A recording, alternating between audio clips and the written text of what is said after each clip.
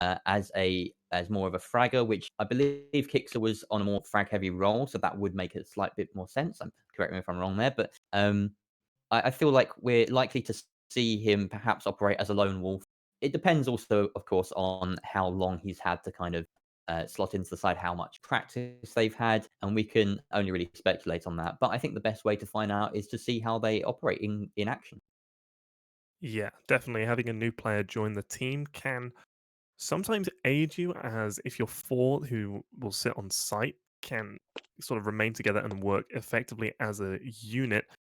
If they can do that effectively and then just have that new fifth roaming, there won't be a lot of information as to what that player is typically known for doing, where they like to roam, how they like to play, the operators they like to use. And so that uncertainty in the other team can create a bit of a dynamic that can be difficult to overcome. However, at the same time, if you don't mesh well quickly, it can create a bit of a friction and miscommunication going on within the lineup.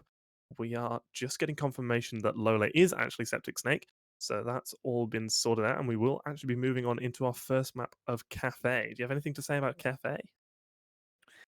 Well, I think we've seen a fair amount of cafe in the league so far this season, probably second only to Clubhouse, which has been very popular. You might have to check the numbers on that, but based off sort of what I've seen for the most part, it's been a lot of cafe, a lot of Clubhouse. So these two teams almost certainly fairly well prepped in both their own strategies and in terms of counter strategying their opponents here. As mentioned earlier, it's Lucendi that have just played Cafe and Clubhouse against it was Regnants. So I mean, it usually difficult to kind of predict these things, but we are almost ready to go, and we're just sorting a couple of little issues between players having the right set.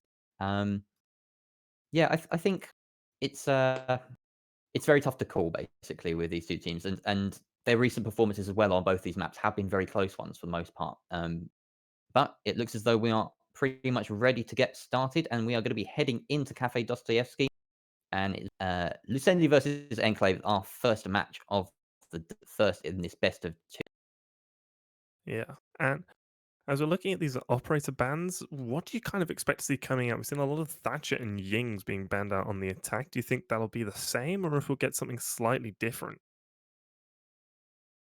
Well, it's Lucendi's ban right now, and they have favored the Thatcher ban most recently a lot of the time. There we go. That is going to come out.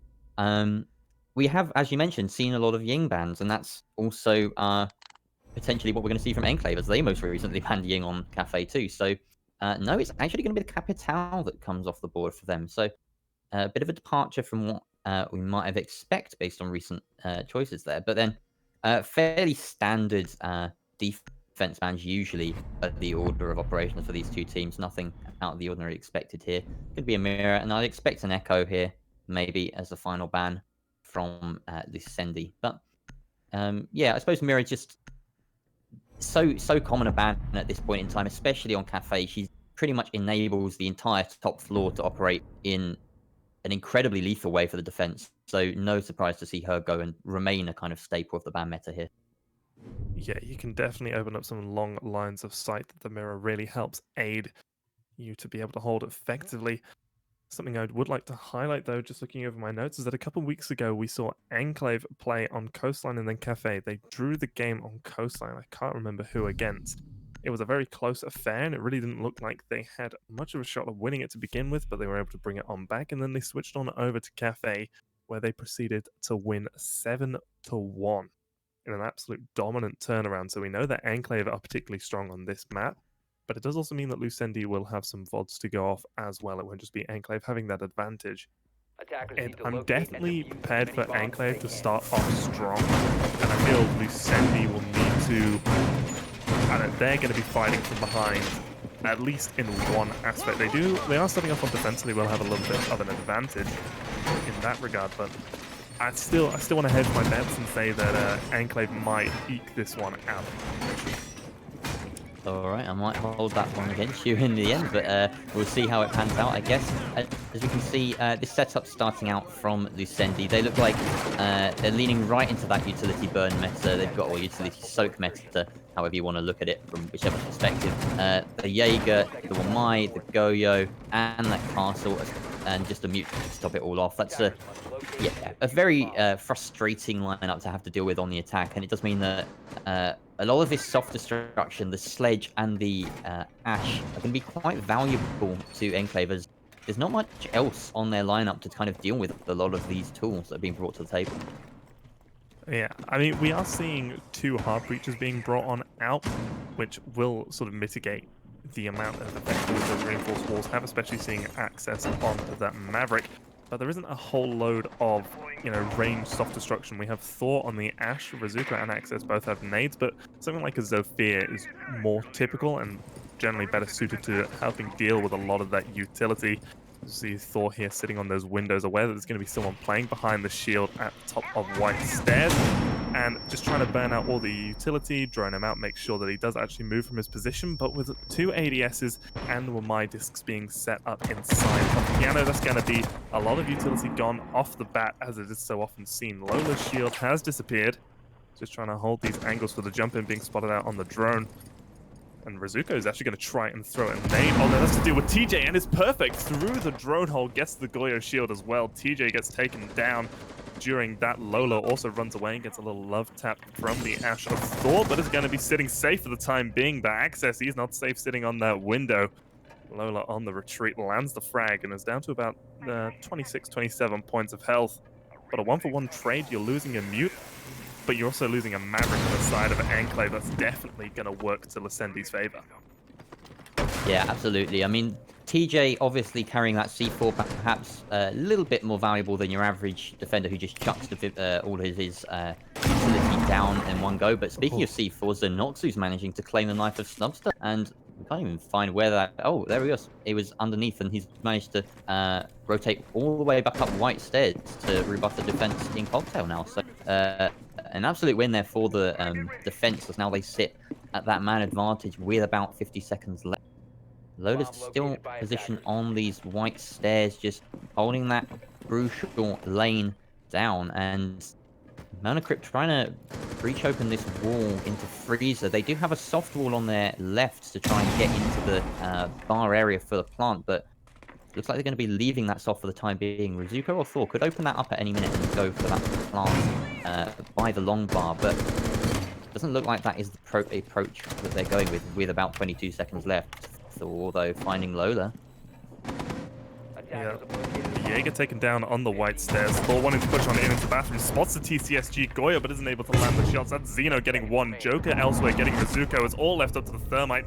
Not even able to get the first. Mana Crypt goes down on Lucendi off the back of, well, some nice opening kills. Able to secure round number 1. And that was a very nice defense. Good use of their utility, knowing that a lot of it would be wasted to force Lola out of the position, and then having the additional ADS inside of Freezer work to perfection. The Freezer wall got opened on up, but Thor had already used one of his breaching rounds, so wasn't able to get the Goyo shield to force the player out of Freezer.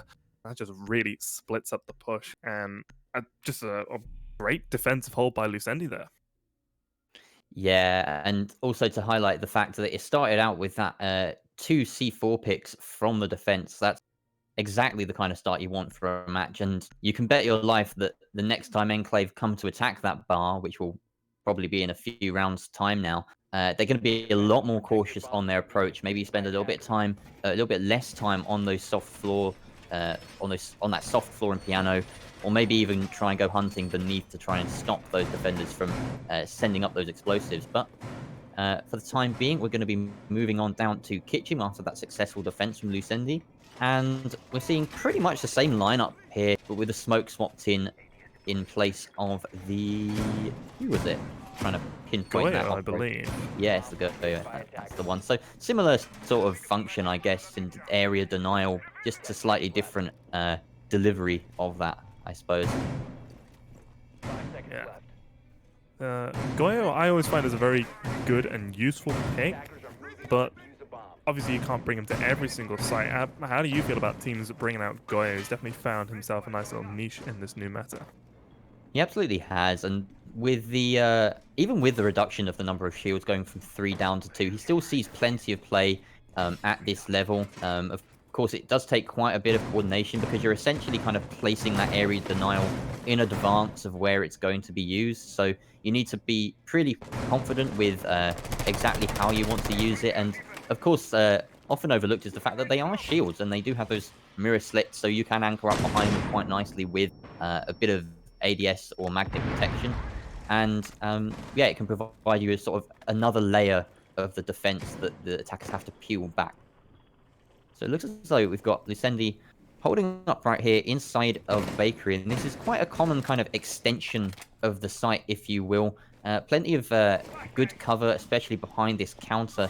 And as we see the two flashes come in, it does hit Joker, the third being completely successful in full blinding him, but not followed up with any aggression here from Enclave. So he's allowed to stay put. This nice little elevated angle from Thor might net something, but as the shield goes down, Joker has to reposition to try and prolong his life here. Yeah, and the more he's able to successfully prolong his life, the more discs he's going to be able to get, and the more utility he'll be able to burn later on in the round, as he has already decided to back on off. He's inside of kitchen, the smoke as well, after using one of the canisters, has backed on inside of the site. So Enclave finally able to take this ground, but it took him a minute 30 just to actually make some entrance on into the building. Access is going to be working open at this main bakery wall as the Thermite gets the long haul wall as well, or the prep wall, if you will. So it's going to apply a bit of pressure onto the players on site, but they do have a lot of space to fall back onto as there's no pressure from Enclave over towards the freezer. Joker has been able to collect yet another one of those were my discs, so that will assist in delaying the push even more. Zeno and Lola, though, they're in a good position to potentially flank and cut off the rotations into the site when Enclave do elect to go for the push. It's going to be left up to Snubster sitting inside of the small bakery to try and just deny as much of that as possible.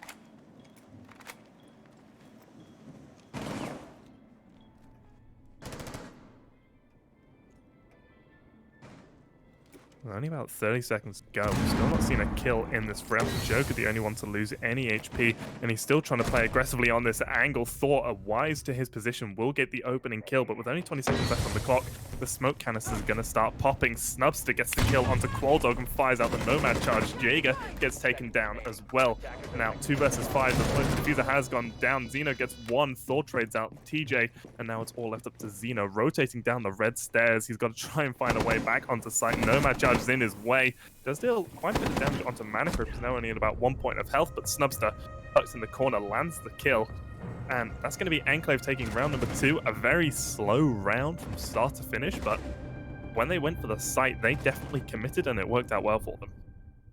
It absolutely did. And we saw Subs to pick up a nice little 3k in that round to get himself going after not picking up anything on the first. And Thor as well doing an excellent job pushing deep into the site and cutting off any chance of any anchors trying to retake into cooking. So yeah, a very, very convincing execute when it did happen.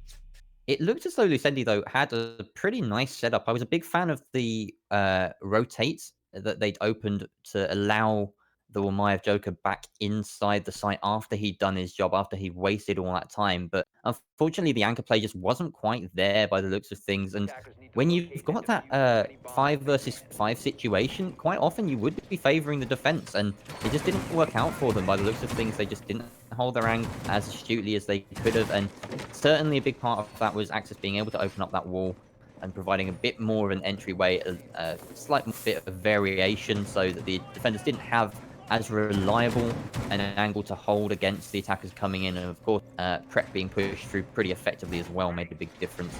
Those air jabs at the end pretty much proving the final nail in the coffin, really, for the defenders. And Snubs is going to be sticking on that Nomad as it's proved fairly effective when it has been an Enclave round, obviously. They didn't lose, they didn't win that top floor. Going to be going to Reading now, and personally, I've seen Reading really elevate in terms of defender win rate over the past few weeks, and I'm intrigued as to whether it will eventually kind of come into the maybe even the top spot of defender sites for Cafe. I don't know what you think about it. Have you any thoughts on that? It's definitely become a much stronger site in recent weeks. I think because teams are developing how to play it more effectively, just holding the top floor and going for the utility denial is definitely a nice pocket pick to pull out early. I can imagine Enclave were expecting to attack Kitchen for a second time, so this might throw them off a little bit, but I don't think it'd be too much. Their lineup has been fairly consistent throughout every game they've played, and it looks like we might be actually be seeing a little bit of a rush. Rizuko ready to open up the door, and they might just try and explode on into reading. Lola wanting to run it out and see if he can find anyone on the White Stairs rappel, but Rizuko goes for that rush on in, doesn't work out well for him. Access as well gets dropped, but Snubster and Mana Grip able to claw something back, getting a kill apiece. The diffuser has gone down. That was Mana Grip, so Snubster gets a second kill in the round. Now it's 2 versus 2, and we've still got a minute 50 to go. The complete polar opposite to what we saw in the previous round. Deploying one of those air jabs to try and prevent Lola's push on into the site. Thor's got his back inside a washer room. Lola not committing to the push, and Thor going to take down Qualdog. It's all left up to Lola, the Jaeger roaming around. He doesn't spot the Ash initially, but is able to land the kill onto Thor. It's all left up to Snubster in the 1 versus 1 to try and win this round out for Enclave. He's sticking the plant over in the backside of the site, and will be able to get it down and run away. He loses a lot of HP in the process. The air jab gets destroyed, and he looks away. His aim off the mark. Not ready for the angle that Lola comes swinging on through, and he's going to be able to win that 1 versus 2 clutch. And an atypical round for Enclave going for the explosive push doesn't work out for them. Yeah, it was such a tight round there, and it almost looked as though Enclave had it in the bag in that 2 versus 1, but excellent play by Lola to retake the site and take down the Nomad on the post plant. That was pretty impressive stuff. It's a very interesting kind of development in this meta of reading that rush strats are actually quite viable for it, because so often the strength of a reading hold is that you know that you're going to have to clear out the top floor, clear out Cocktail, which is pretty much a fortress for defenders, and then you have to work the floor, clear out any anchors, and by that time it can often come down to a very last second plant, and if you're an attacker, you really want to be avoiding that. But just pushing in straight from that balcony into reading, that east balcony, and just applying the pressure direct into reading can sometimes make you quite surprising results, but it does rely on, well, pretty much fragging capability when it comes down to it. As soon as you get in that room, you need to be looking every which way to try and hunt down the anchors and making sure that you're not getting picked off from above as well. But perhaps we'll get a second chance to see how Enclave approach that, but right now they're getting a second chance at bar instead. And last time we saw this attack come through, they were caught out by a couple of nicely placed C4s from beneath. So are we going to see a slightly more concentrated roam clear from here, do you think? Yeah, they'll definitely be much more aware of the downstairs presence. I did believe it was Snubster to go down to that initial C4. And, you know, he's already sitting on 5 kills through 3 rounds, top fragging for his team. You definitely want to try and keep him alive as long as possible. So there will be at least some additional pressure, even if it's just a couple of drones checking out the angles, making sure that downstairs is clear. What I do like, though, is this castle barricade positioned on the actual cocktail bar is going to require a bit more utility to be used, or a lot of time to be wasted as they need to coordinate either Rizuko to come on over or Thor just to sit there and punch it out 13 times, and it looks like Thor is going to have to go through the arduous job of just that. Access clearing out piano just to give them the all clear so that when he does open it up, he's not going to have a nasty surprise up close. And Lola taking the standard position over in this corner, catching drones and utility for as long as possible. TJ's in this advanced position of the cigar shop itself as well, and he's going to be challenging with that C4 and that shotgun to try and make sure that no one comes down red hatch anytime soon, and separating the two sort of areas of contention with this castle barricade is definitely becoming a more popular option, as we can hear some action going down potentially around red hatch, but that's Rizuko trying to clear out players from cigar. Alongside Mana Crypt, we've got the oh no, sorry, I misread that. We don't have any I thought it was a Capital Fireball, but we actually see the Go-Yo shield being detonated, so that's the source of the flames. But it's a minute 21 and still no drop coming through. Finally, Thor and Rizuko do just that, and now TJ is in a position to try and fend them off with that aforementioned shotgun, but he's actually got this SMG-11 right out. Nope, switches to the shotgun here, spots the Ash. C4 goes out, but that's going to sail way past the mark, as now it's still 5 aside and a minute left to go. Axis, the only one having taken any damage as this Maverick, but TJ just sitting up close, biding his time. He knows that the attackers have to come through this angle. He knows that 2 of them are there as well. So the longer he survives, the more he denies them their utility to help the team, which is pretty important. In the meantime, though, Axis has cleared out Piano, which could be pretty crucial in trying to pinch TJ. There we have it. There goes the castle barricade, and down goes the mute. So now the attackers can actually get on with things with about 40 seconds. Yeah, Axis very lucky that his neighbors are very successful at destroying that castle barricade. Not the most reliable way to do so, but now he's going to have a much more reliable job of trying to open up this freezer wall. He's doing a good job of so far on the Maverick in this game. Thor trying to hold this yellow stairs position. He spots out the head of Lola, is able to down him, but not allowed to finish him off as he drops behind. Mana Crypt, though, gets Qualdog trying to get aggressive with the shotgun. Close from bathroom. Thor going to try and reclaim that territory. The C4 from Xeno not going to do anything. We're effectively in a 2 versus 5, and that's it. Game, well, round over. At least the game is a bit away, but Enclave successfully able to secure that round, attacking Cocktail in a very convincing fashion. They didn't lose a single player. Yeah, and considering that was well, it was 5 versus 5 with about 40 seconds left before that mute went down. That's pretty surprising, and it just looked like a few gunfights that probably should have gone the way of Lucendi. Heads up, didn't. Lola sitting on the white stairs, for instance, being taken down after the first in the first engagement he got into, which is not what you want from your white stairs player. Again, they've got to be holding that lane as long as possible, and then unfortunate for the I believe it was TJ swinging. No, it wasn't TJ. He was the mute. I'm trying to pinpoint the players. It's so hard in retrospect, but the player coming out of bathroom, swinging out and being shut down by the hold of Mana Crypt, which was a pretty crucial kill considering that the Ashe was so exposed to that player. There was just so many little gunfights, especially Qualdog as well, playing at range from the back of Barn, missing his shots onto the Ashe as she pushed in from Cigar Shop. It just looked like time after time, Lucendi losing gunfights essentially, and they had everything on their side really when it came to the end play, but it just didn't go that way. Yeah, the whole utility burn meta is to waste as much time as possible for the attackers, but you still need to land your shots at the end of the day. Lucendi doing a good job of positioning their utility, but if you can't hit the heads, well, it's still not going to work out for you. Enclave did a good job of just getting their kills when they needed to in that previous round. And, well, now we're sitting on 2-2. Another cocktail defense coming through from Lucendi. We saw Xeno roaming downstairs. He might try and go for a cheeky C4 early on as well, potentially even a jump out to catch one of the players on this balcony as he is sitting close inside of Train. It doesn't look like he wants to get aggressive early on, and Qualdog losing a lot of HP. Bam coming through from the top floor has put him down to less than 25 points of health. That was Snubster on the roof, actually. That's a very impressive amount of damage to deal early on. Yeah, and for your Castle as well, who's not likely to kill people with his first shot with that UMP, it's always going to be a bit downheartening when you take that much damage early on. Snubster picking up a bit of a free kill there onto Joker means even more for the attack, and it's surprising how much this Skylight has caught them out early on.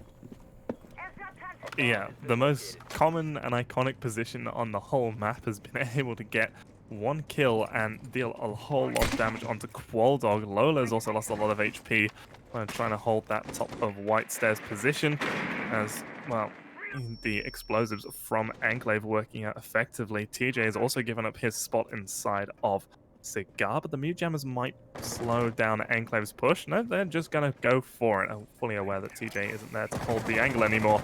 And that's going to just create so much space and a lot earlier on than they've been able to do so before for Enclave. Yeah, and these key anchors as well of Lola and Qualdog are the ones holding those positions where you expect them to be getting into numerous gunfights throughout the round. And really, if you're sitting on your 25, both HP, that's not ideal right now. There's also something missing from this attack, or from this defense right now, as Rizuko somehow gets his life claimed. How was that? Was that a grenade from Access that set off the Go-Yo shield? It must have been a nade from Rizuko. If you destroy the Go-Yo shield and the fire from it kills someone, you get the credit. So Rizuko landing a nade. takes down Zeno inside of Freezer. TJ's still going to try and hold inside of the bathroom with a shotgun, but he's in such a difficult position, 2 angles to hold, and with this wall being opened up by ACS, it's going to get very difficult for him very quickly. He's done it effectively, so it's now soft. All he needs is for someone to come over and breach it. Qualdog and Lola both sitting on low HP. Snubster, he's just played the roof this whole round, and he's done a great job of limiting the angles these players can hold. Qualdog gets a kill onto Thor, who was attempting to get aggressive on into Freezer. Manacrypt trades out Qualdog though. Lola has taken up the position inside of Cocktail, but his legs get shot out by ACS. It's all left up to TJ. He needs to try and find the diffuser going down, but he's not going to do it. He looks just the wrong way. Snubster too quick on the roof, able to secure out round number 3 for Enclave, or the 3rd round for Enclave, and they've had a pretty good run at attacking that top floor since they lost it the first time. Yeah, they absolutely have. And something that I want to highlight from Lucendi that's been missing since their first successful bar defense is that C4 play from beneath and potentially from inside of the cigar cubby or above that hatch. It got them 2 kills in their first attempt here, and that was early on, and it set them in good stead to hold off the reduced number of attackers, basically, when it came down to the final push. Since they've stopped being so aggressive and trying to contest that piano area and the red hatch drop as aggressively, it's just been biting them really, and progressively worsening as well as the attack of Enclave gets better and better against their sort of fortress that they're trying to set up.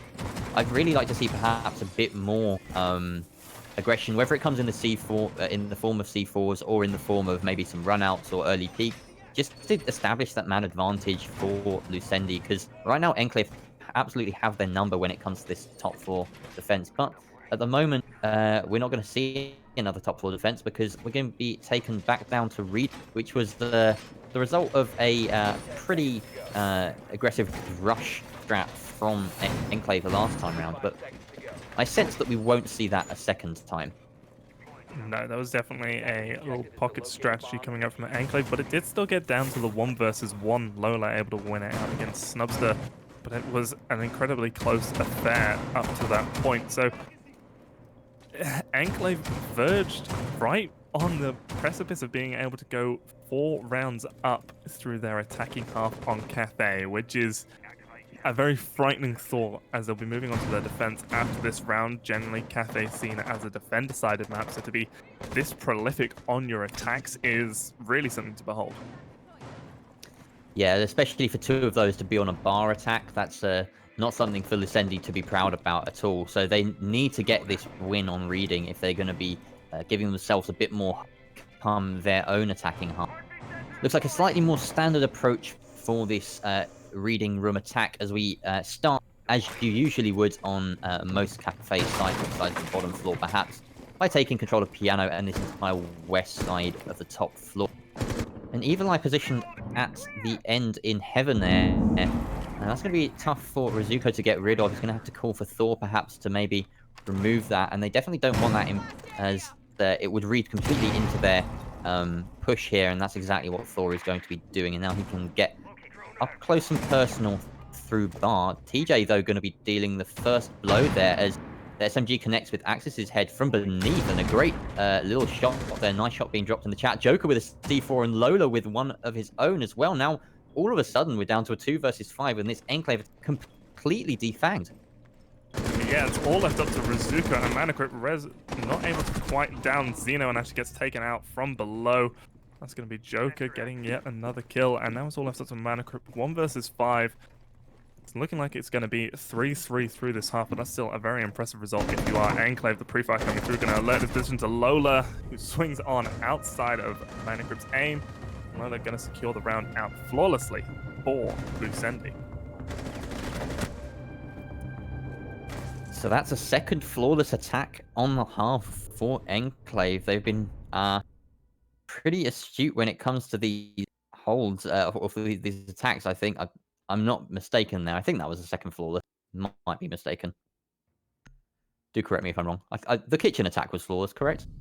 They were flawless attacking kitchen and they were flawless attacking cocktail one time, I believe. Yeah. Oh, really? So that maybe it was a third then? The last round was won by Lucendi, so they won 2 flawlessly, and I think they might have lost 2 Oh, flawlessly as well.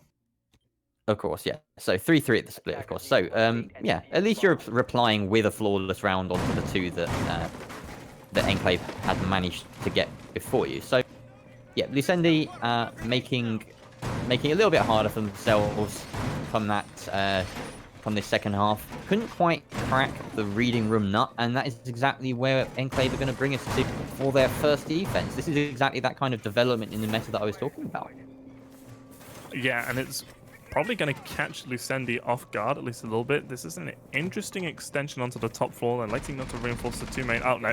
Just as I say it, Mana Crypt goes to reinforce those 2 main freezer walls. But the fact that they've double reinforced bathroom and single reinforced into freezer from bathroom implies that we're probably going to see Access sitting there with the shotgun, reminiscent of how we see teams play top floor. Generally, if you're defending reading room, you'll have all of your pressure over towards Cocktail. You'll just use the reinforcements to delay as much as possible, and you'll try and rotate off quite early. But the fact that they're investing all of this utility over towards the west side of the top floor implies that they're going to try a much more extended hold that's hopefully going to burn a lot of time, at least if you're an Enclave fan.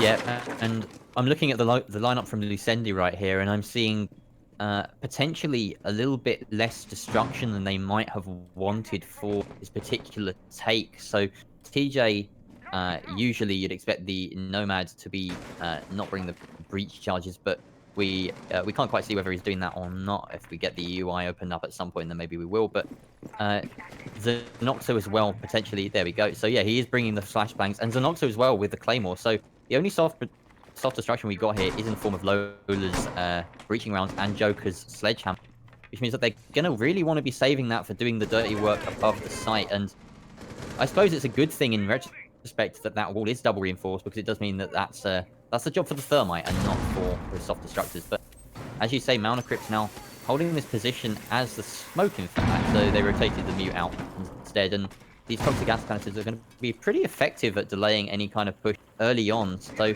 one of the few times where you can justify early smoke usage in a map is when you're holding this advanced position, and Mana Crypt's just going to spam that out and fall back. Yeah, and that's a complete retreat from the top floor. Enclave had 3 members up there, Thought, Mana Crypt, and Razuka. Razuka the only one to get lit up at all, and they're all just going to run away. I do believe a C4 was wasted as well, accidentally landing on the piano. The shotgun, Mana Crypt firing potentially a bit too early, not able to land the kill, and these holes opened up beneath could do so much damage. There have already been some players that move on through into freezer, so Mana Crypt not going to get anything from that one just yet. But now they're trying to play this hallway as much as possible. Generally quite dangerous, as you've got a lot of angles to worry about, but it's a little bit safer than actually sitting in the site in this instance, as the entire top floor is going to be soft. Shots coming through from beneath do down Lola. Dog did take about 50 points of damage from one of those shotgun blasts.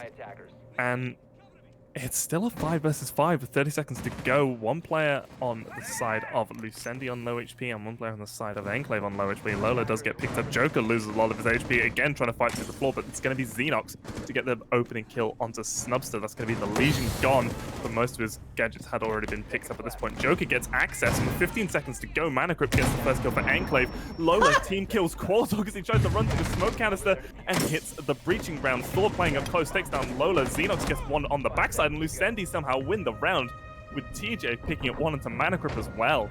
Access did such a good... Enclave.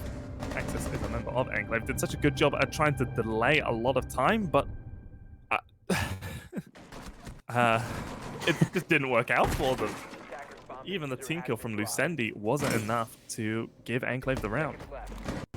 No, it wasn't, and there was an absolute mess at the end that somehow Lucendi came out on top of. It was a very spread defense for the final minute or so, once Enclave had decided to fall back entirely to the bottom floor, and we saw presence in pretty much every single sort of quadrant, if you will, of that floor, with players inside of mining, in the sites, some in pillars, and it was a...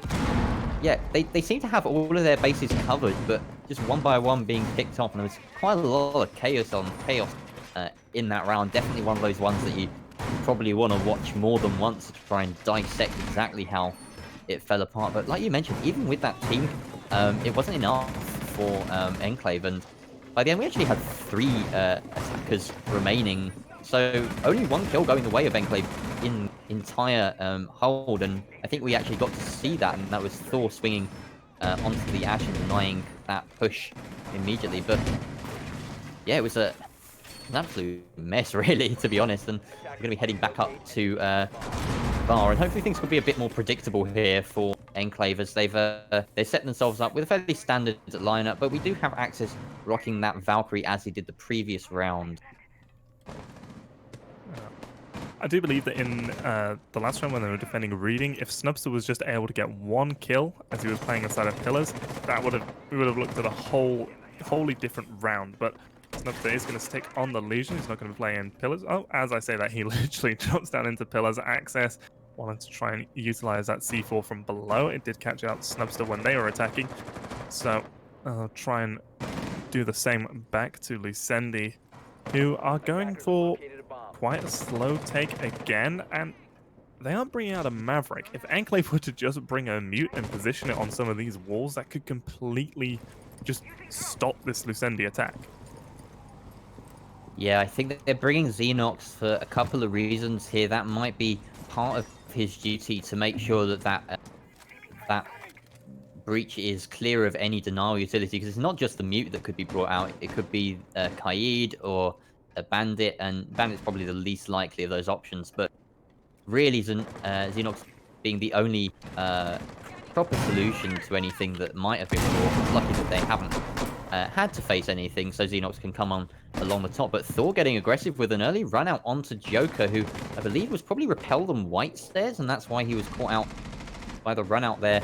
So pretty nice pick early on, and that's just Sledge gone. Your only source of frag grenade, as well as well, 1 operator just off the board to begin with. Yeah, Lola does trade out ACS. That's going to be the C4 gone. But there is nades gone as well. It's Thor sitting in this angle inside of Reading, aware that there might be someone inside of Fireplace, but Lola not going to cross on over into his line of sight just yet. And he's actually just going to run away, not even try and deal with Thor. So he could wind up wasting a lot of time just sitting downstairs, attempting to catch someone out who's never going to push him. Mana Grip, again, holding close inside of this bathroom as a smoke. He could use the canisters to delay the push, but it's not coming through just yet. And with 40 seconds left to go, those canisters are getting stronger with every passing second. Lola has managed to find his way all the way inside of Cigar and has potential to push on through. Qualdog wants to attempt to open up this bar wall. And with Snubster holding the White Stairs, it's going to make it so difficult. Lola, though, gets the opening kill of this part onto Rizuko. He loses a lot of HP in the process and actually gets down. The spray coming in from Freezer by Manica. He loses a lot of HP, but it is able to down Lola, so that's going to waste even more time. One player's just rushed on through into the bar, and now it's all left up to Thor, the roaming Jaeger, in a 1 versus 4. Qualdog going for the plant as the time is running out. He needs to stick this. 1 kill from Thor could completely change this round, but he's planting safe, and it's going to be TJ to pick up the kill onto Thor to give Lucendi their 5th round. Excellent call there from Lucendi to push deep into the site, past Bar, into Cocktail, and go for the safer plant behind that reinforced wall. Absolutely the right call in those dying seconds. We saw Thor, who's topping the leaderboard right now in terms of frags, positioning himself right underneath the default plant spots with about 30 seconds to go. And that could have been really influential had Lucendi decided to go for a slightly more standard take onto Cocktail, but onto Bar rather than Cocktail. But quite often this match, we've just seen the frag power on the side of the attack win out come the Bar attacks.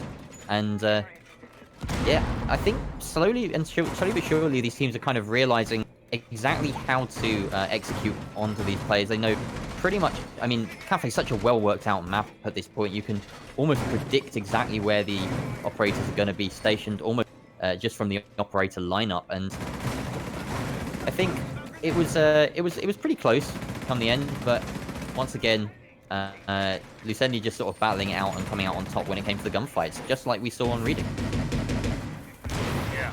Interesting, though, that we're going to see Enclave go back up to Cocktail. I mean, the last round wasn't exactly close. They did lose a lot of those gunfights, and the aggression from Lucendi and the dying throws of the round were able to secure it for them. So interesting that Enclave are going here instead of trying to, go to Kitchen. They haven't even attempted that site yet, and I know that they are particularly strong on it and have some good strategies and ideas to use. So hopefully they'll be able to win out this round. If they don't, that's going to put Lucendi on match point, meaning that the best Enclave can hope for from Cafe is a draw, which really isn't the ideal situation when you're going up against the team sitting one position below you and in a prime position to overtake you in the standings.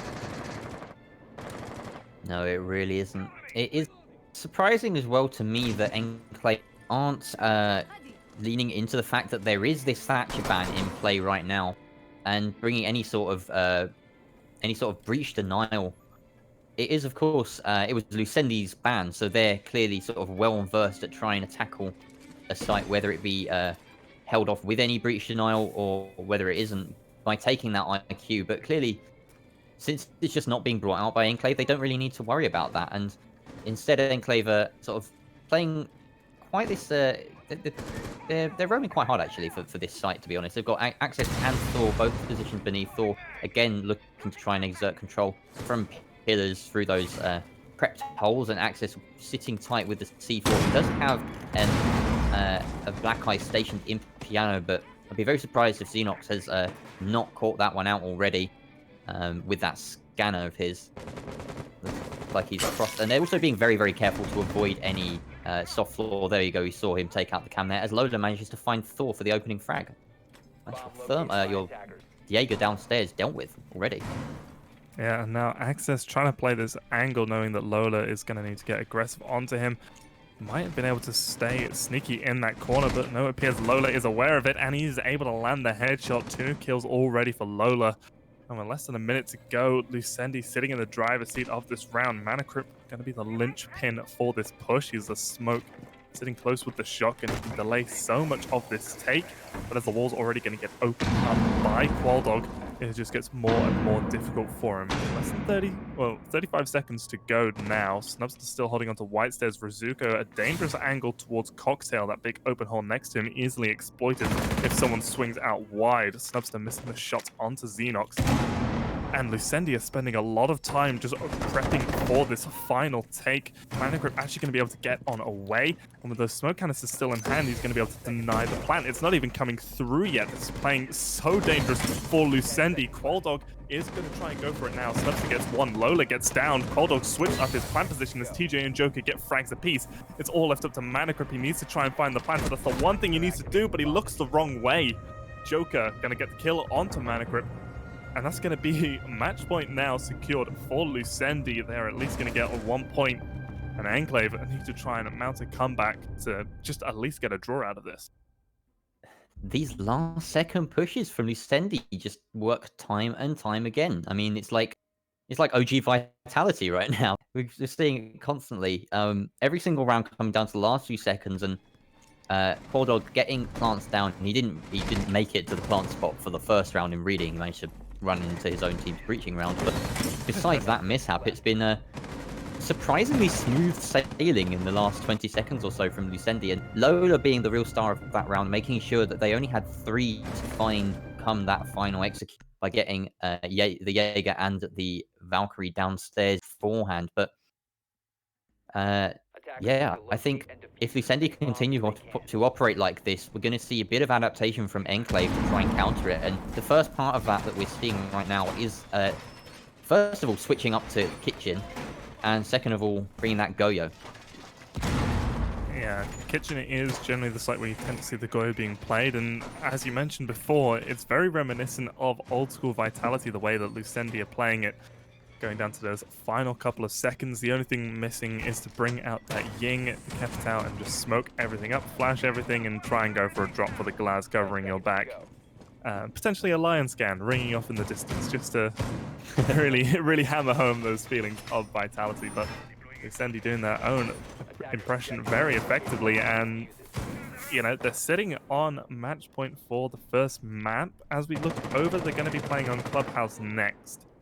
And they're going to be starting out on defense yet again. This time, Enclave chose to attack, so that's quite an interesting proposition for when we get to it. But as we move on into what could potentially be the final round of this game, Looks like Lucendi is stacking up to go for a freezer take. Qualdog's already used one of his exothermic charges just to open up the garage wall to provide them an angle on in. Snubster's going to be the initial line of defense. The Goyo shield and the TCSG ACOG going to be the main stopping power of this push. He's actually using the holographic on it. He does deal about 50 points of damage onto Xenox, and the Ash charge going to destroy that shield, and he's just sitting safe where he is for now. Thor going to make sure Lola's not going to be safe anymore, and he takes his head off. And Lucendi's push is starting to stagnate just a little bit as they're still trying to find an effective way on in towards the freezer. Yeah, and we see a little bit of a swap from Xenox here as he's moved on to the Zofia, clearly just playing into the fact that Enclave aren't really willing to bring any kind of breach now, so why not go for that extra soft destruction? It's going to be especially valuable now that Lola's gone, because he's going to provide a little bit more of that alongside Joker, but that might be countered by the fact that we do see this Goyo, obviously, and right now, 1 minute 30 left on the board, and this is quite a sort of interesting setup we get from Enclave with the castle barricades positioned as they are, basically remodeling that entire bottom floor with the use of those as well as the Vulcan shields. And it's going to provide a bit of a puzzle for Lucendi to solve. Right now, they're trying to solve it by pushing down through that main lobby stairs to try and take care of the players behind bar. And this is Rizuko and Snubster hold up inside of VIP and behind bar. Rizuko taking a bit of flack here from range, and that soft bar is going to be his undoing as he's downed, and Snubster at least refragging onto Xenox to provide him a bit of time. It looks like Axis is actually going to be able to res that player, and Snubster getting a second means that this is completely turned around. A third for Snubster as he takes down Joker. Can he get a fourth? A quad kill! Incredible stuff from Snubster. Enclave managing to pull one back right there. Snubster, what a play. Yeah, and that is precisely why we were talking about him being one of the standout players for Enclave at the start of this broadcast. Just the ability to pick up a 4K sitting in one position, all the attackers know precisely where he is. Gets 3 kills with the pistol, even though it was securing a couple downs, and just... wow, that is the kind of explosion you need from a player when you are looking down the barrel of match point for the other team. Does position himself onto 12 kills, taking the top spot on the leaderboard. And now we see Enclave going back on over to the reading room. They did play at the first round of their defense, didn't go back to it, instead electing to go twice upstairs and then once down to kitchen. Do you think they're going to make any adjustments? We did see quite an extended top floor hold as if they were playing top floor itself. And we know that's not worked out for them at all. Do you think we'll see a much more passive and utility denial strategy playing over towards Cocktail? I'm not sure, because in some senses it wasn't very passive. Like you said, they fell back very... and no, in fact, in some senses it was passive, because they fell back very, very quickly. But in other senses it was extended. As you see, they are double reinforcing, or, well, I mean, we'll see if they do adjust. But I guess in the next 10 seconds we'll find out whether they are going to double reinforce that freezer bathroom wall or not. It looks like Manacrypt is in fact going to do that. So this is factoring into... I mean, there's a lot of ways to think about this right now. There's the fact that it means there's less of an investment down inside of reading and down inside of dining. And also, it means fewer resources can be sort of piled into Cocktail. You might want, for instance, one soft reinforcement on the freezer wall, the deep freezer wall going into top of white right here, or perhaps even 2 to kind of cut it off completely. You see that quite often in reading room holds to funnel the attackers through either white corridor or through the double door in bar and Cocktail. Right now, it looks as though we've got Xenox positioning himself on that white stairs. A pretty important part of this plan if you're going to be forcing those defenders to fall back. This is their primary route of escape, besides perhaps the hatch in Cocktail. And he's going to be coming up here. Zuko expecting this, though, playing just beneath him. He does have a C4 in hand, so if he's cautious and patient, he might actually be able to snag the Sophia repelling up here. She's upside down, so it might be a bit of a tougher task to arc that in. He's not even going to be able to pull it off. Gets snuffed out instantly by Xenox, so good hold there, and it looks as though actually the rest of Lucendi are focusing on a dining room take.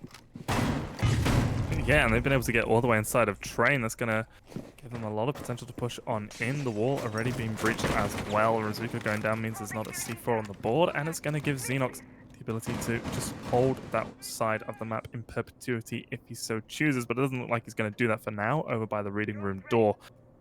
Two players inside of Train, one player over by Pillars, and one rappelling up on this piano window for Lucendi. Enclave just trying to find some way to hold onto the site, but Quaildog able to get all the way on in. The hole in the wall might make it difficult for him to go for the plant, but he's also in a very good position to just stick it if he wants. No one's directly challenging him. He has managed to find a way in, and he's going to go for the plant now. The nade takes down Snubster. Joker with a No! beautiful one. Access throwing gets the kill onto Thor, and well, Quaildog now takes out Access. It's all left up to Manacrip. He does land the first shot onto TJ, but in a 1 versus 4, I do think this is beyond him, especially with the diffuser already planted. The jump on out just to try and find out where anyone is. The drone spotting his location. There's no way he's going to be able to achieve this Lola up above. Doesn't land the initial shots. He gets to live a little bit longer, but not too much longer. That's going to be map number 1 going in favor of Lucendi, 7-4. Yeah, very impressive showing there from Lucendi. It's unfortunate, really, for Enclave that they only brought themselves over onto Kitchen that one time. Obviously, that win came off the back of pretty impressive play there from Snubster, but there was promise in their hold. It has to be said, they had a very sort of, what am I trying to find? The word I'm trying to find. There was a lot of initiative in the way that they brought their Kitchen hold to the table there. And going there on your 4th defense after showing up not very convincingly on your top floor defenses or your reading defenses just means you don't get the chance to go back there again. And so locking it out 7-4 was Lucendi, and yeah, pretty good stuff by them. Was there anything else perhaps you want to highlight about that game that stood out besides Snubster's 4K? That was just a nice little highlight clip that didn't really end up paying off in the long run. I mean, just the way that Lucendi were able to play cohesively as a unit throughout the whole game, they didn't really seem to be out of sync with one another. When it came down to those last second pushes, it was effective, you know, every single time. Quaildog getting the plant down in most situations beyond, the initial round where he was team killed and the round that Enclave actually wound up winning, and just Enclave, they did seem to have quite a bit of promise. I did say that they were probably going to take it, but I'll have to eat my hat on that one. As Lucendi just showing they were the far more dominant team. Uh, Looking forward onto Clubhouse, do you have anything to say about what we might expect to see there before we hop to a quick break? Well, I think Clubhouse is it's been the litmus test for all the teams in this league. The first play week, we had every single team go to Clubhouse, so it's pretty much the best marker of which is the better side, and we've seen a few draws there as well. So it can be a really close one when it comes to it, and that was ending 7-4. That's not that far off. 7-5 is a win, but anything less than that is a draw. So only a couple of rounds away there potentially for Enclave to try and steal it out, but they just didn't look as convincing on their on their defenses. Really, they didn't choose to attack first, but they did choose that map. So perhaps practicing a little bit more on those defenses, especially as top floor, is the sort of point of order for them after that and what they can take away from it. But we are going to be thrown to a short break screen right now while we sort out the next map. It will be Enclave and Lucendi playing on Clubhouse. Do not go away.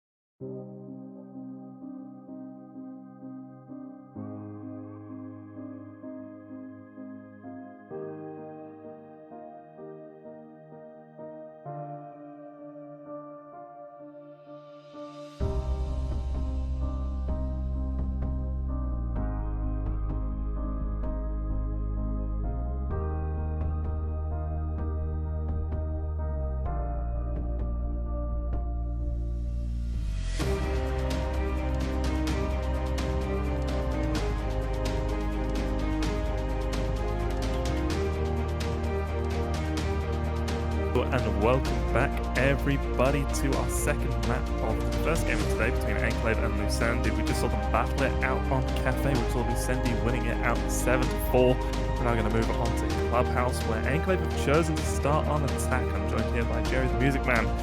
How do you think this map is going to go? I think it's going to be a pretty interesting one, Dino. We had a very close Cafe, and as I mentioned before the break, sometimes Clubhouse can be even closer, especially given sort of recent results in this league. And we're not going to keep you here for too long. We're going to try and head straight into the match as soon as possible.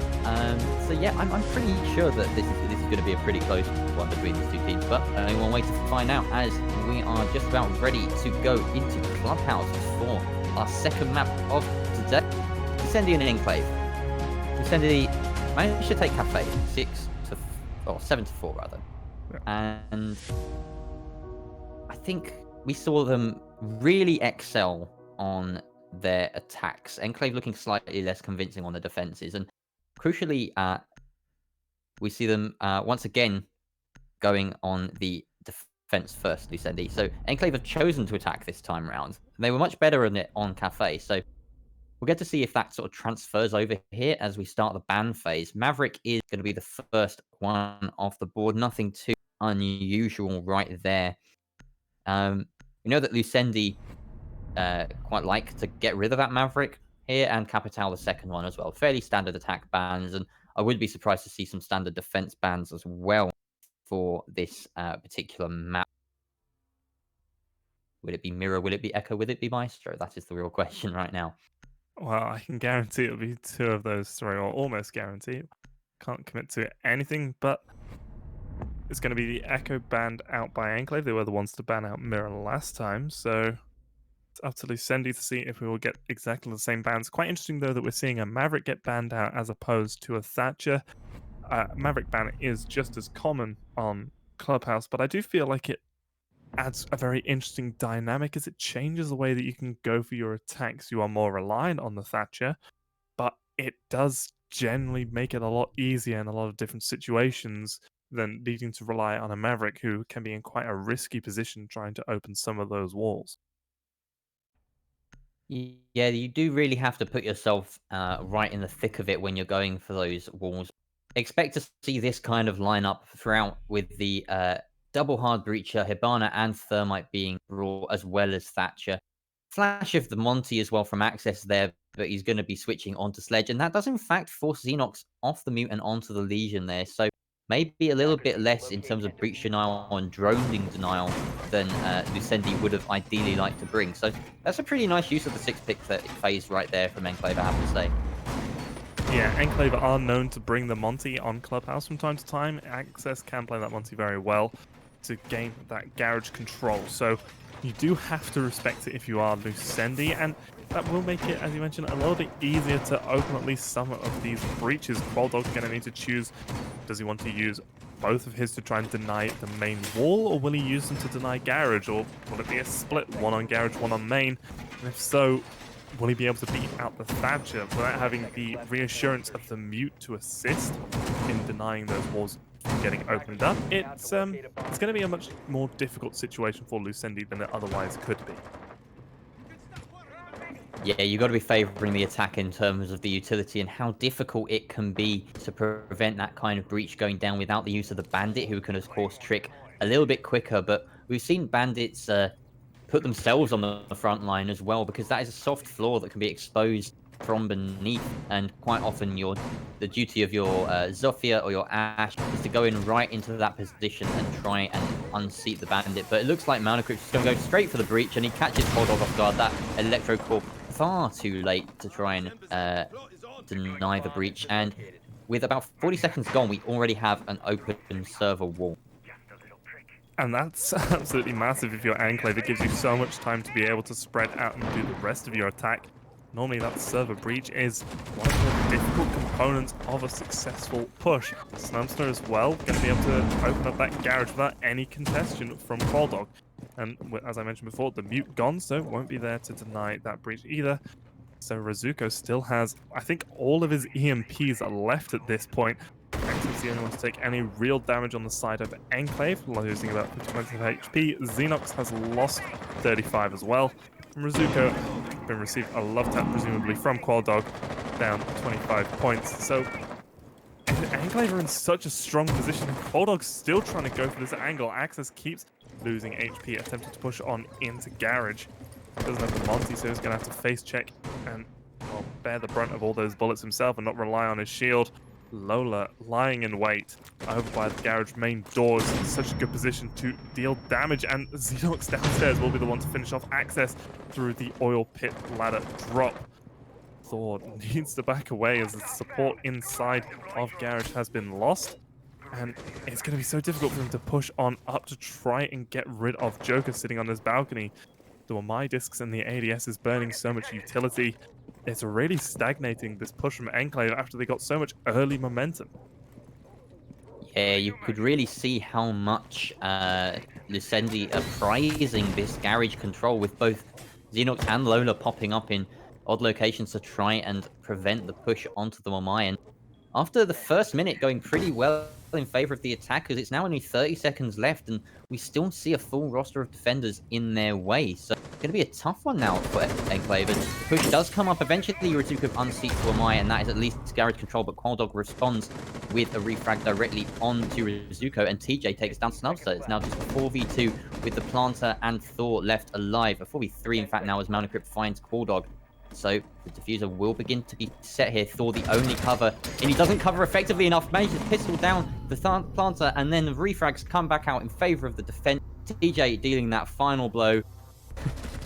Typing OMG, OMG, OMG in chat for whatever reason.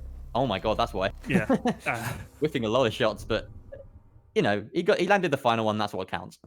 Yeah. We'll ignore that one happened, TJ. You got a double kill in the round, so it was a good job. And what really worked out well for them was the double push onto the players going for the plant. The fact that they had one pushing from inside of the site and one pushing out the garage. The drivers in the garage have been alerting the cover, so they need to watch out for that as they were perfectly exposed to it. And you know, that's what eventually managed to win Lucendi the round. It wasn't very much on the ropes for quite a lot of it, especially losing that breach early on and not really getting too much to reclaim it beyond the opening kill onto Access. Yeah, it looks like it's all change here for Lucendi, as we see pretty much completely different lineup bar the Jaeger, and that's on account of the fact that we're actually being taken to gym right now, which is a slightly odd choice here from Lucendi, perhaps looking to throw Enclave off, who might be expecting to be coming down to the basement for the next attack. But as we usually see from a gym defense, we've got that castle to protect the bandit player in Jacuzzi, just to try and get that wall tricked as reliably as possible, and this extension as well into the cache side, and a little bit of a intel being placed there inside of server itself. That deployable camera there is going to aid those players that are extended right into this eastern side for the hold. We also see the mute being stuck this time round, so slightly less of a worry is the drones this time round from Enclave, and they can be pretty important for this push. You always need to make sure that office is, well, you need to know whether there's presence in office, and if there isn't, then you go and take it, and if there is, it becomes a very big factor in how you decide to attack that site. So pretty important that that mute is up on the board, and TJ is going to be playing that office position exactly as he should be, trying to keep that out of the attacker's bounds. This control over cache is going to be one of the more defining points.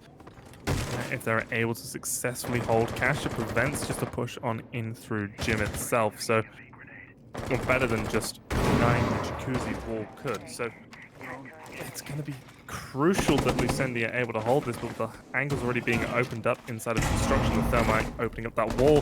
Anacrypt does a lot of damage onto Xenox, but not enough to secure the kill. Access gonna try and rotate to finish off the frag, but Xenox able to successfully drop downstairs. And Lola, sitting inside of Server, gets 1 kill onto Thought as he was trying to push on in. Manacrypt's Claymore finally takes on Xenox, who was trying to go for a little jump out. Lola gets away safely. No players able to refrag. And with your Zofia gone early, that's a huge player to lose. A lot of utility gone.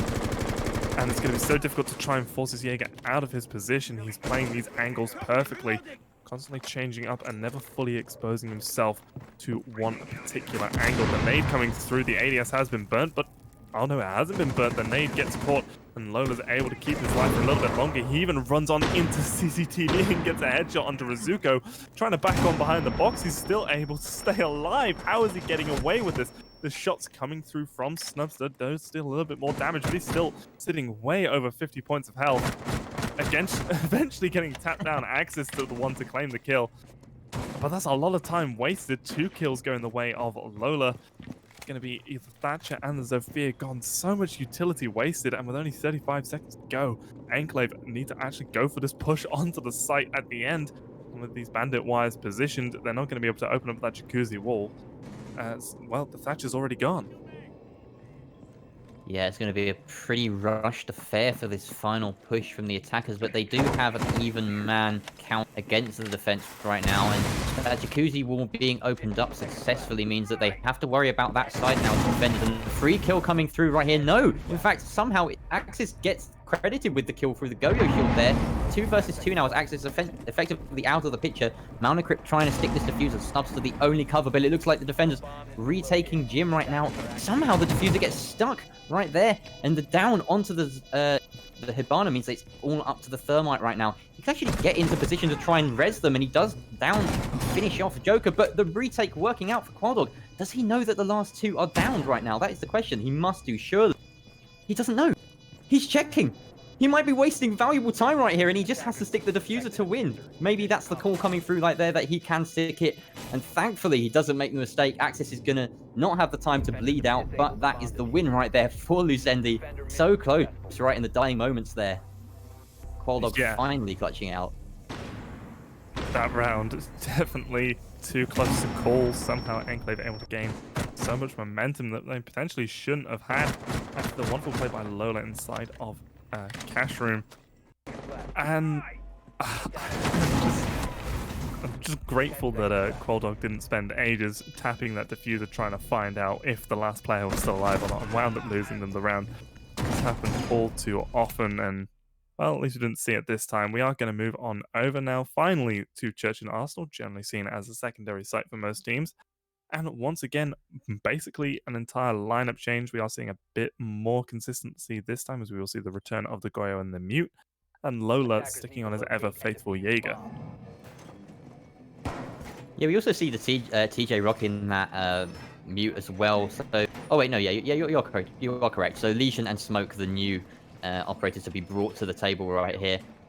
I just want to highlight, perhaps, in that last round, Lola playing inside of Cash, doing such an incredible job to get away with absolute murder in that position. He somehow claimed 2 lives in there, and also burnt a good minute and a half or so inside of Cash. And there was one moment where it really looked like his time was up, and that was when Access was prepping that nade in from the balcony just to sail in through the construction wall. But if he just waited a few moments longer, Snubster was getting in position to burn out those ADSs and possibly even flash Lola. So the fact that he wasn't able to just hold his finger a little bit longer and keep hold of that frag grenade meant that they missed out on that early kill, and that cost them potentially another 30 seconds or so. Might not have seen quite as chaotic a finish to the round as we just saw, and maybe Enclave would have sealed it out in the end had they had that extra time. But we are going to be shifting down onto the bottom floor now, as you say, and we're seeing Qualdog bring us back a little bit, back in time, and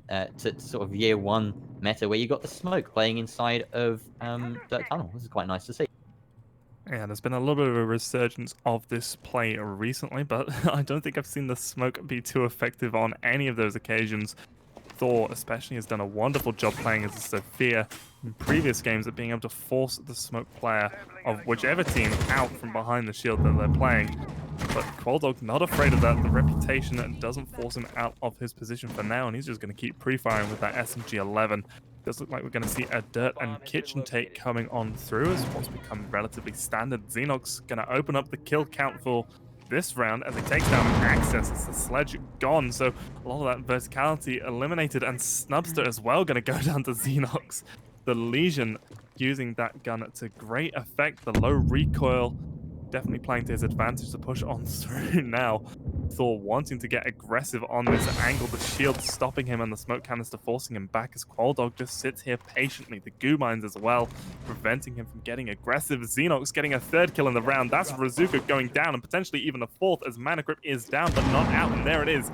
Xenox with a quad kill working on the ace. The info is going to be coming through that Thor is inside of dirt as Qualdog gets taken down. It'll be interesting to see if his team let him try and get aggressive to go for this kill, but Thor's not even going to give him the chances. He's the one to run away first. And it's going to be Lola holding a nice angle from inside of the freezer to land the headshot as Thor came running out of tunnel. And just a wonderful round all in all from Lucendi. Yeah, Xenox lighting up the scoreboard there. He even managed to add one of the attackers to his Pokedex there with the impact kill at the very end. So pretty nice stuff from the Legion. All of that through the floorboards into kitchen, just completely turning that vertical destruction against Enclave. Access was the one who managed to open all that up to begin with as a sledge. He was the first to go, and then everyone besides Thor falling to that vertical play from the Legion. So exemplary stuff on site there, and that turtle strategy really paying off for Lucendi for this round, and they've completed the full cycle now of sites that you'd want to go to at least on this map, and they're going to be taking us back to cash right now for a second attempt here. I'll be intrigued to see if they manage to hold off that breach a little bit more effectively this round, as we see Qualdog instead of bringing that Kaede, is now going to be switching on to the Bandit. Hopefully we'll see him be a bit more effective. He was completely ineffective the last time he was attempting to deny the breach. We might even see some of those bandit wires go down in garage, but no, it doesn't look like it anymore. It's quite... I don't know, Bandit has kind of fallen out of favor. There is a glitch going around that randomly affects you as Bandit, where you can't put down your Bandit wire when you want to. If you take it out too quickly and try and put it down quickly, it bugs you out and you can't position it. So risky that Qualdog's going to be going for this, and especially risky that he's going to be going for that peak with all of his bandits still in his hands. Well, I hadn't even put one of them down just to make sure that he'd at least slow them down a little bit. I've played maybe 2 or 3 rounds as Bandit. I never play Bandit. In the past month, I played maybe 2 or 3 rounds as Bandit, and it's happened to me twice. Ooh. So, yeah, it's not... it's definitely a common bug, and like you say, might be affecting his pick rate at the moment, but he's definitely the more effective operator when he does work in this position for the most part. Obviously, Thor might have something to say about that, as it's going to be his job to try and sweep in underneath and clear them out. But no presence underneath of the site from Lucendi means that should be a fairly doable job, and it's in fact the EMP, the first going out to destroy the initial batteries, and the second one going out just as a guard, really. And now Qualdog, unsuccessful in his breach deny, completely caught out by the breach, trapped in that corner, and Mana Crypt gets the wall open and gets to add the bandits head to his collection as well.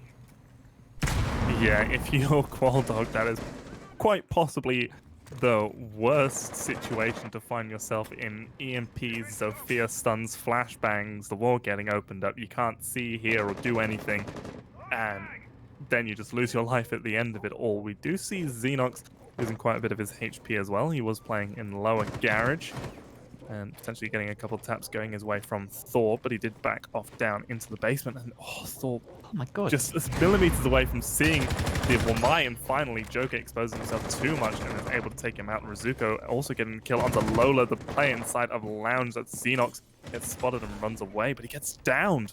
Somehow, some bullets managing to catch his feet as he's running up the staircase. It means that it is basically left up to TJ now in a 1 versus 5. He does get the revive off, so 2 versus 5, but all the players on Enclave are full, or almost full HP, and they have so much time to work with. The breach is open. Garage control definitely in their favor. This is almost certainly an Enclave round unless an absolute miracle comes through from the two players left up on the side of Lucendi. Manicrip using one of his thermite charges to open up the garage wall to make it easier to run on in and go for the default plant. TJ has used up at least 2 of his smoke canisters already, so that's going to make this denial a little bit harder when the push does come on through. And he's actually all out the smoke canisters. Manicrip going to be going for the plant, and TJ gets the kill onto Thor, the first player from Enclave to go down. The pressure from the balcony going to slow down this retake. Razuka gets the first kill onto TJ, and now it's all left up to Xenox. He's on about 15 points of health. There's no way he can do this. He gets 1 kill onto Manicrip, but Razuko, being patient, holding the angle from the balcony, gets a 2nd kill, or potentially even a 3rd kill in the round, to secure Enclave actually their very first attack. Yeah, that second gas canister that we saw was in fact that final one from the smoke as well. So absolutely no way of denying that plant really from range unless you somehow luck out with a incredibly well-aimed lesion mine or something. I don't know. I've never seen that happen. That would be incredible. But, you know, I think theoretically you could do that. It's just incredibly difficult to pull off. But yeah, that's why we don't see it happen. And it meant that Malachite, despite taking a lot of damage from that breach, I think a lot of smoke actually clipped through that wall and caught him down to about 20 HP. He was still in good stead to go for that plant afterwards. Clearly, they were keeping better track of the number of smoke canisters than I was, at least. And it did mean that they could go for that plant very safely. And it was a pretty simple affair once they'd gotten down to that 2 versus 5, just baiting out the utility with plenty of time left. And it does mean that Lucendi are going to be trying to go back to the cache site again. They feel perhaps that they lost a couple of players too early on to make that a fair game, really, for them. Perhaps they're still very confident in this particular hold, as we see absolutely no change in the lineup coming through. One thing that was really surprising in that, in all of that, was how long Thor managed to survive, quite honestly. He missed a couple of opportunities to take the head off Joker when he was peeking into Garage, but also as he was walking in, he managed to expose himself quite heavily to Xenox, who was just very unfortunate with the timing and ended up being caught when he was backing away himself. So just a lot of little mistakes that not necessarily even within Lucendi's control that round, but Enclave definitely looking convincing on their attack. Yeah, that attack there shows what Enclave can do when they are firing on all cylinders. A couple things I want to point out about this hold from Lucendi, though: they aren't barricading that door next to Quoldog. If you barricade the door and punch out at the top, it means that should the Zofia stun on through the drone hole next to him, it won't actually catch you off guard. You won't be caught by the stuns. In fact, if you actually have a player towards the top of red, they will be the one getting stunned, and it will definitely prevent those charges from getting to you. Quoldog being a little bit more active with the bandit tricking this round. Looks like Lola's going to be the one to take up that position. The EMP coming through to catch out the Wamai disc and the bandit wires. Manicrip wants to go for the charge, and Quoldog might have timed it. No, there's a fierce stun catches and also prevents him from putting down the bandit wire, and that's going to be the breach opened up once again within a minute. Ah, stumbling over my words there, but it's good use of utility from Enclave. Yeah, absolutely perfectly rehearsed and executed there by Enclave. Of course, this has been a big part of the meta for a very long time, and now every single team should be doing it just as well as they are, but it's done, and that does take quite a bit of coordination, so props to them for doing that perfectly, pretty much. There's no way of countering it. We do see, however, right now, I believe this is Xenox, yes it is, playing beneath the catwalk here in this slightly advanced position, and this is quite a common spot now to protect your player above, but as Thor flicks to the head of him, well, I mean, he's not going to be protecting anyone for the rest of the round. Crisp, clean lock, boys, as Thor lands a nice headshot to Xenox. No more goo mines, as you say, and no more cover. Joker, he was a little bit restless last time he was holding here, but I don't think that'll be the case again. Going to try and delay for as much time as possible as Quoldog gets a C4 kill onto ACS. Not entirely sure what that was. Oh, that was through the lounge wall, and he swings on through and gets a kill onto Snubster as well. Snubster still sitting on 0 kills. It's been a slow start for him on this map. Oh, the timing. Just as Quoldog looks away, Thor peeks. He's not going to recheck it again. until he's got some more solid information, some pings coming through. The pings are coming through, and he's aware of precisely where Bulldog is, but isn't able to land the shots. Joker has lost a little bit of health. Rizuko and Manacrypt just running on in, taking down Lola. Joker's still sitting in the garage, finally gets finished off by Manacrypt. Bulldog without a C4 is downstairs. The smoke canister's not going to land for the time being, and Manacrypt trying to see if he can go for a plant as Thor is covering from the balcony and Rizuko covering from inside of the site. Qualdog coming up through the red stairs hallway might be able to catch a little bit of the side of Thermite, but not before the plank goes down. Thor getting one onto Qual, and Rizuko finishing off TJ. Enclave 2 rounds in a row now attacking the CCTV bomb site.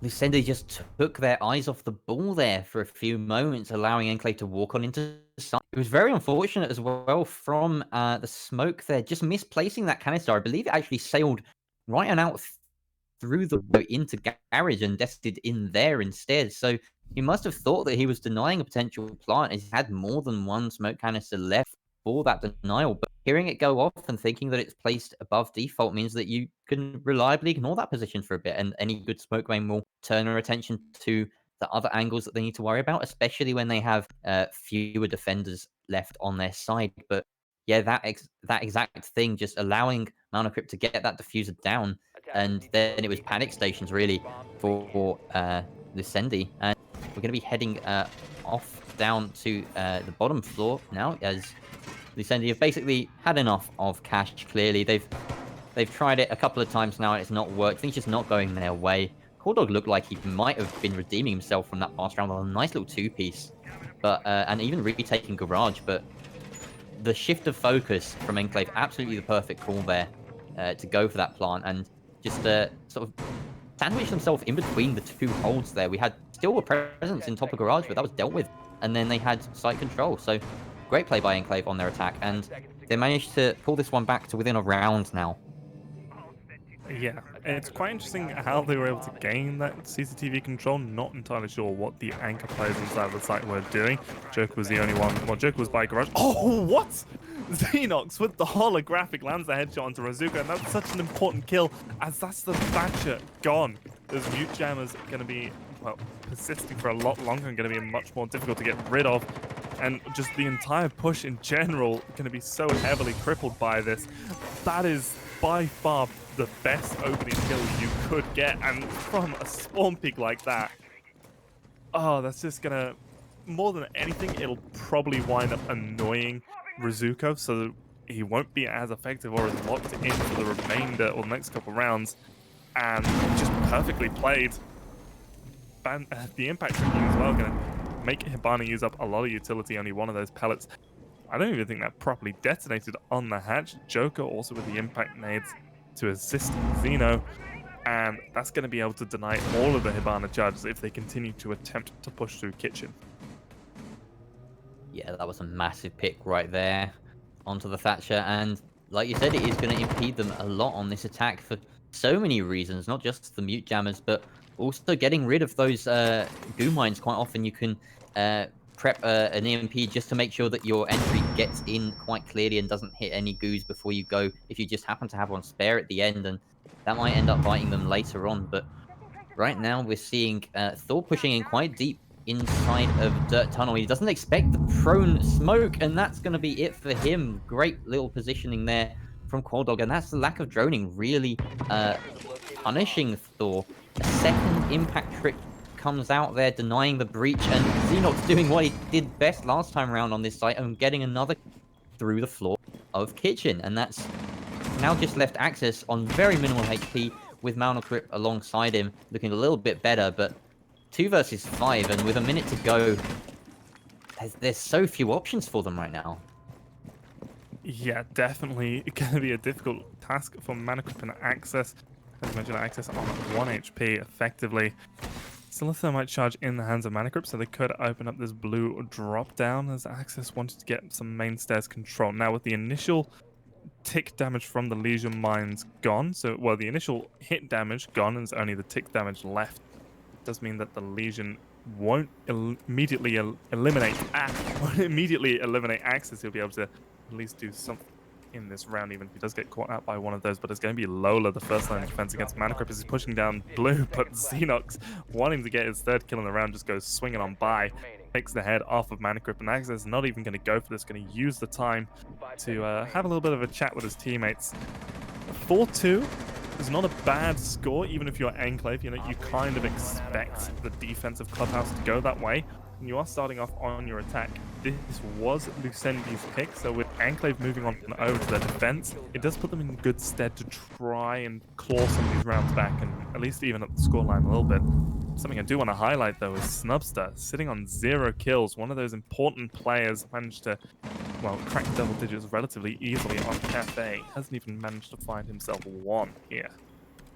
No, he has not. And Joker has also got the same story, but being on the winning side makes it look a little bit better from his perspective. So we'll allow him that one. Obviously, the rest of his team picking up quite a lot of frags there. Xenox as well on 9, doing pretty solidly for the side. We are going to be heading down to basement as Enclave's first point of defense. And from what we've seen of them in the past games, they really like to turtle up on this site. They bring every kind of denial units, and they're definitely not one of these teams that try and replicate the sort of SSG roam strat that we see a lot now on Clubhouse. They're a bit more traditionalist than that, shall we say. You could potentially extend up the stairs with the mute, but like I said, they do just like to turtle up down here, and the Kaid especially is going to be pretty influential on this site. You always want to be denying those hatches for as long as possible. The Moto drop especially very difficult to deal with when a Kaid is on the board because there's no soft floor around it, and it's almost impossible to kind of force him out of that position. So kitchen drop may be denied. However, you know, you quite often get the impact tricks. We saw very successful impact tricking from Lucendi and Xenon in particular. Not just putting up the frags the last round or in that last half in totality, but also being quite astute with his utility. So Corlo's going to invest one of those exothermic charges on the wall, but it looks like that's actually been successfully Electroclaw tricked by Rizuko. Did not expect that. Wait, what was that? Rizuko was so far away. There's no way he could have thrown the Electroclaw down. What even happened there? A visual glitch, maybe? Maybe they thought it was free, they put it down. I'm not entirely sure, but either way, the dirt tunnel has been opened up. I do think Qualdog has used up both of his thermite charges. Rizuko's playing inside of Moto to try and deny that hatch. Joker, interestingly, in the bathroom. The smoke with the shotgun could be a real spanner in the works for Lucendi if they're not cautious of this push. And Rizuko's just going to continue to sit there and deny as much as possible, but it looks like it might be a kitchen take coming on through. As we see Xenox opening the blue hatch, they're definitely trying to open up a lot more than we saw Enclave doing. They were just wholly invested in investing at their utility into just opening up these same 2 spots each time they attack. C4 goes out there and doesn't claim the life of anyone. Not enough intel above, but at least it's opened this hole for Nubster to watch through. But now he's got a lot more holes to worry about as Joker's making some of his own up here in kitchen. And so far it's been 2-0 to Legions down here, but it looks as though Stubbs not quite... No, he is, in fact. It's 3-0 to Legions now as he takes out the sledge, or the Hibana rather, and that's in fact a much bigger pick than the sledge right now. So Joker's going to have to try and find something. He doesn't do just that. That's Rizuko off the board, and at least those Electrocores can no longer be tricked, but it would have been very difficult to do so anyway, as the motor hatch has already been opened up, and that's where you're likely to see that happen. Yeah, to get rid of the Hibana as well, that's so crucial. TJ getting a kill onto Snubster though, so no more goo lines. That's going to be a lot of pressure given up. Oh, Thor initially looks the wrong way, but is able to take down the Zofia of Lola, one of the stand-up fraggers throughout the whole game that we've seen from Lucendi, as Qualdog gets a kill onto Access and just deep inside of the site. Not going to be able to win that fight out is Thor, and Joker picks up Mana Crypt elsewhere, and Lucendi with a rather convincing defense, or a rather convincing attack even, on this Enclave defense downstairs. Yeah, it did not look like that was the way that round was going to go. TJ claiming that was the luckiest shot of his life right there. I'm trying to place what that might have been. It was the Thatcher, wasn't it? Yeah, so he was the one that got the frag from Oil Pit right at the end there just to almost close out the round before Sledge picked up the last. So it's a shame, yeah, that the defenders fell to that, but it was looking pretty good for them for the most part, and it was very important that Joker did get that refrag through the floorboards after Xenox went down. But crucially, that Moto hatch being open gave them that route of entry, and we saw what so many teams fail to do on a clubhouse attack or on a basement attack, rather, I should specify, is to sort of focus on multiple angles, making sure that you have some pressure onto blue while you're going for whatever take it is that you're trying for, whether it's a moto drop, a church wall push, or a kitchen drop. There needs to be some pressure applied to blue, and that's exactly what we saw from TJ right there, who managed to get a couple of kills from that position. So that's really what opened it up in the attacker's favor at the end for them. And it looks as though Enclave are going to be turning things around now and saying, no, we don't want to go back down there. We want to try our luck on cash instead. Yeah, and hopefully this will be able to work out a bit better for them. We do see Thor sticking on the Jaeger. They do have Mana Crypt on the Wamai to help deny some of that pressure. Rizuko on the Valkyrie. Seen him play it well on this operator before. Wasn't as effective on Cafe when he did choose to bring it out, but he can, play very effectively using that MPX and those black eye cams. Oh, Snubster almost losing his life as the Lola shooting through the door. Potentially just a pre-fire, potentially also a drone for information. Joker, interestingly, actually actively going for this downstairs control and be able to push up through the blue stairway. And, well, that would give a lot of information and control over to Lucendi, but Lola's already going to be the one pushing on in here, shooting open the barricade. They're going to try and deny the plant from below using the impact charges. Snubster with such low HP that it's going to be difficult for him to maintain this position. A single frag grenade going awry or just any point of the impact going towards him will finish him off, and it's going to be Thor to get the opening kill as he takes down Xenox in the downstairs area, and they're so prepared for Lola, so prepared in fact that Thor's going to be the one to get the kill despite Lola potentially having the superior angle.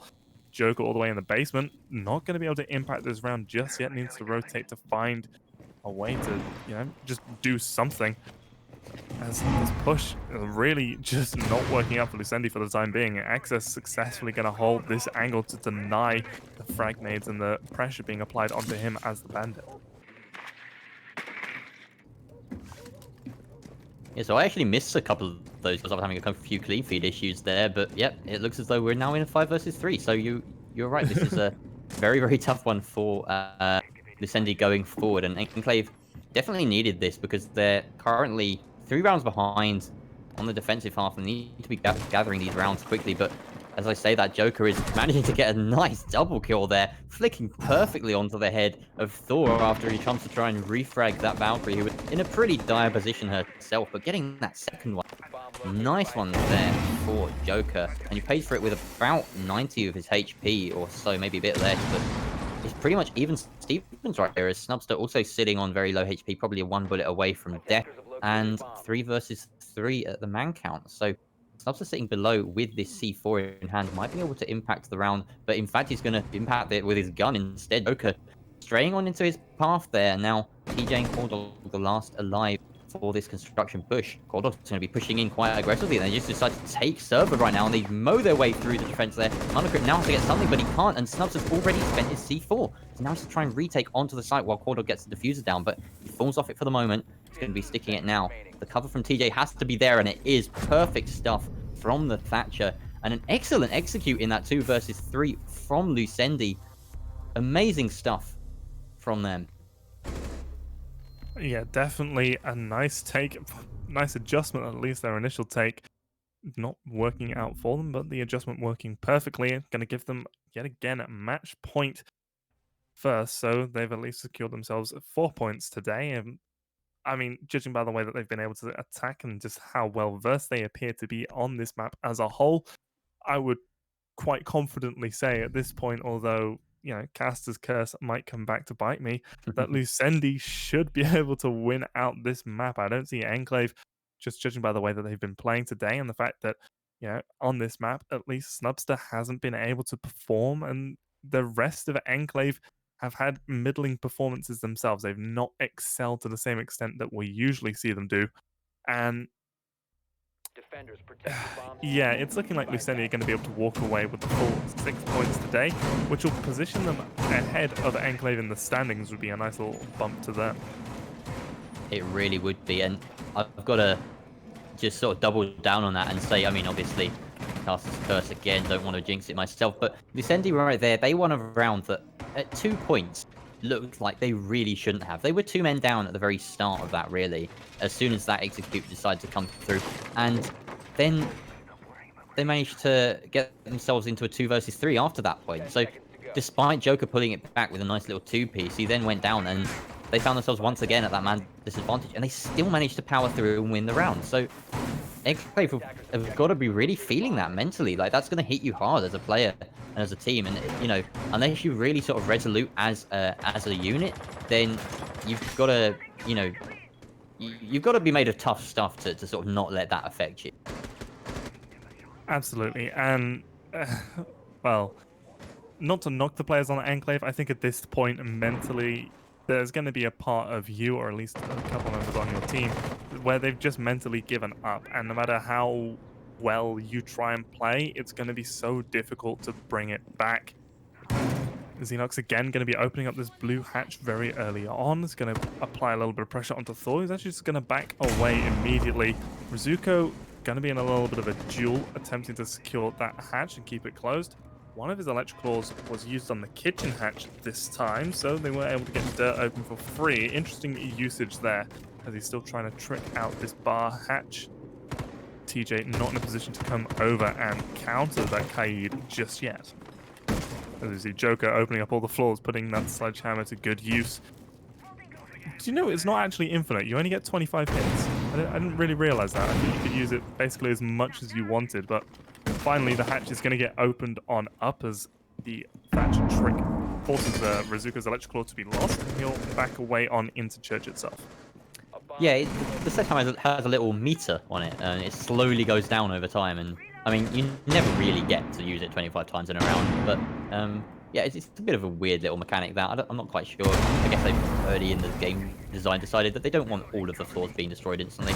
That impact trick going out a little bit early, but it does deny the first set of Exokairos. But crucially, another impact coming out there to deny the exothermic charge as well means that we're actually left with no exothermic charge and no Exokairos at all on the side of Lucendi. They may have the man advantage, but they do have to funnel through these choke points right here as they as Thor is getting aggressive and peeks onto Bulldog, taking him down. That's a nice pick onto the Thermite, who, at the very least, for the attack, he didn't have anything left to spare in his pocket, but that's a gun gone. And Lola pushing in now to blue as he finds Snubster, who's just had not the game of his life at all right here. 3 versus 4 now in favor of the attack, and Lola with a big double again. He's doing all the work right now. It's just Malnacrypt left. Access being taken down by Lola. Again, the triple for him. And Joker's the one to seal the deal. That is it. Lucendi find the win on Clubhouse. 7-2, a very convincing one. They finished today 2-0. Getting the best of Enclave all over the shop. Yeah, and it was just a dominant performance. Definitely thought that Cafe would be a little bit closer than it was. It was a close affair nonetheless, but I thought it would have been even closer than it was. And then just to see how one-sided that Clubhouse game was, 7-2, really not what you expect to see from Enclave, generally considered to be one of the better teams. And Lucendi just showed today that their new pickup of Skeptic Snake, who was playing under the name Lola today, it just really works out within the team. We thought